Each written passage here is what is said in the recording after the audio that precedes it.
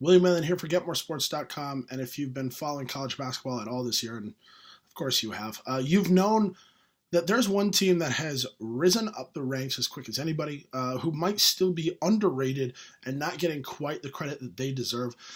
That team is Xavier. Now, Xavier came into this year as many people thought that they could be a factor in the Big East, but it would likely be behind the likes of Villanova and Georgetown. Those two were kind of the clear-cut top two in the conference.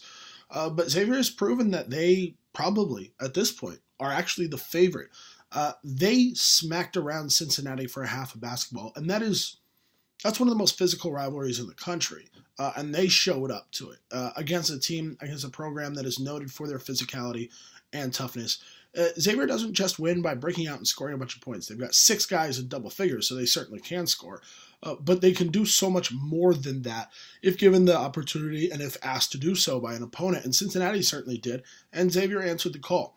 So they're the favorite in the Big East at this point. And now you got to start talking about Chris Mack, head coach Chris Mack, who took over from Sean Miller while Xavier was still in the Atlantic 10, won a pair of Atlantic 10 titles, has come over into the Big East, and they have yet to win a title here. They've got a Sweet 16 appearance, which of course was last season, but they're looking to take the next step as a program in the Big East Conference.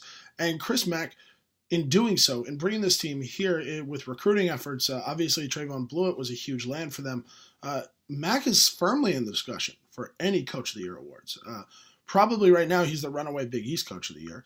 Then when you look nationally, there aren't too many guys that are doing quote-unquote better job than him or that have led their teams to a more surprising start in some ways than Coach Mack. So I got to think that he's in the running for all of those. Right now, he's my Coach of the Year if voting was today, without question. And right now, if you demanded to know who I thought was going to win the Big East, it is certainly Xavier. And this team is on the verge.